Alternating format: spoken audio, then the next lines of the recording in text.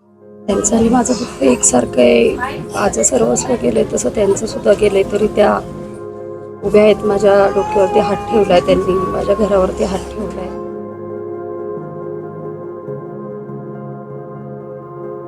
दिवंगत विदीप जाधव यांच्या पत्नीचे हे शब्द ऐकणाऱ्याच्या काळजाचा ठाव घेतील. दोघींच्या सौभाग्याचं लेणं एका अपघातानं हिरावून घेतलं. एकीनं राज्याची जबाबदारी उचलली तर दुसरीनं कुटुंबाची. ज्या विमान अपघातात अजित पवारांचा मृत्यू ओढावला त्याच अपघातानं जाधव कुटुंबावरही दुःखाचा डोंगर कोसळला.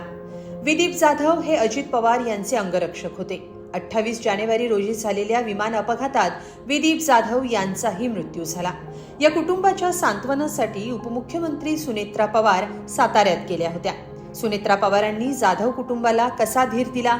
सुनेत्रा पवार तरडगावात आल्या तेव्हा काय घडलं? जाधव कुटुंबियांसोबत त्यांचं काय बोलणं झालं? सगळं सविस्तर पाहूया या व्हिडिओतून. खांद्यावर हात ठेवला, गालावरून हात फिरवला, मुलांना पाहिलं, आई वडिलांना धीर दिला. अजित पवारांच्या जाण्यानं झालेलं डोंगरा एवढं दुःख बाजूला सारलं आणि सुनेत्रा पवारांनी लोकांसाठी हे पहिलं पाऊल उचललं. आपल्या घरी उपमुख्यमंत्री सुनेत्रा पवारांना पाहून जाधवांच्या पत्नीलाही रडू कोसळलं. एखाद्या मोठ्या बहिणीनं आधार द्यावा तशा सुनेत्रा पवार जाधवांच्या घरी आल्या आणि आपसुकच एक वेगळंच भावनिक नातं नजरेला पडलं. सातारा जिल्ह्यातल्या फलटण तालुक्यातलं तरडगाव हे दिवंगत विदीप जाधव यांचं मूळ गाव. सुनेत्रा पवार यांनी उपमुख्यमंत्री पदाची शपथ घेतल्यावर पहिलाच दौरा हा सातारा जिल्ह्याचा केला. सुनेत्रा पवार साताऱ्यात आल्या तेव्हा सर्वात आधी कराडच्या प्रीतिसंगमावर गेल्या.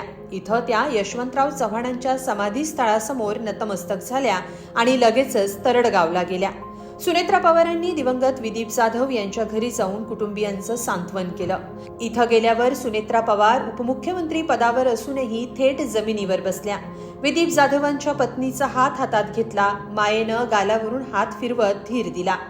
खरं तर विदीप जाधव हे एकुलते एक होते, त्यामुळे आता कुटुंबाचं कसं होणार हा प्रश्न आहे. पण जसं अजित पवारांना विदीप जाधव यांनी शेवटच्या क्षणापर्यंत साथ दिली तशीच साथ जाधव कुटुंबाला देणार असल्याचं सुनेत्रा पवारांनी सांगितलं. जाधव कुटुंबासोबत आयुष्यभर नातं जपणार असल्याचा शब्द सुनेत्रा पवारांनी दिला. जाधवांच्या पत्नीनं याबाबत काय सांगितलं पाहूया. नाही की त्या शेवटपर्यंत माझ्याबरोबर आहेत. जसे माझे मिस्टर शेवटपर्यंत दादांबरोबर होते, त्यांनी कधीच दादांना अंतर दिलं नाही किंवा दादांनी पण त्यांना कधीच अंतर दिलं नाही. त्याचप्रमाणे वहिनीसुद्धा माझ्याबरोबर आयुष्यभर राहणार आहे.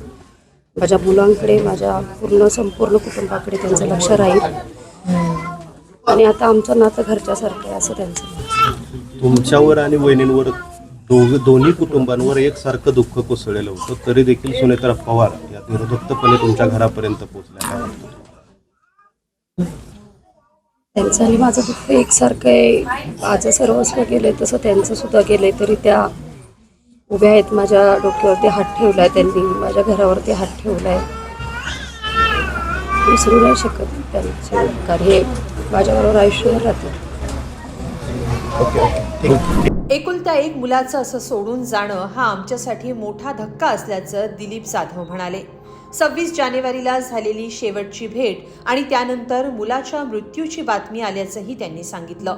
आता सुनेत्रा पवारांनी त्यांच्या कुटुंबाची जबाबदारी घेतल्याचं दिलीप जाधव म्हणाले. तो तसे पूर्ण झाले नाही तसंच म्हणावं लागेल, कारण अर्धवटच सोडून गेलं. कारण एकुलता एकच मुलगा आहे तुम्हाला. आपण शेवटचा फोन कधी झाला? अजित पवार हे आयुष्यभर लोकांमध्ये लोकांसाठी जगले. आता त्यांच्याच पावलावर पाऊल ठेवत सुनेत्रा पवारांनी लोककल्याणाची धुरा उचलली आहे. त्याची झलक साताऱ्यात पाहायला मिळाली. उपमुख्यमंत्री सुनेत्रा पवार यांची ही भेट ही फक्त सांत्वनपर भेट नाहीये, तर अजित पवारांकडून असलेल्या अपेक्षा पूर्ण होण्यासाठीचा आशेचा किरण आहे असं बोललं जात आहे. तुम्हाला याबाबत काय वाटतं? कमेंटमध्ये नक्की लिहा आणि lokmat.com ला सबस्क्राईब करा. धन्यवाद.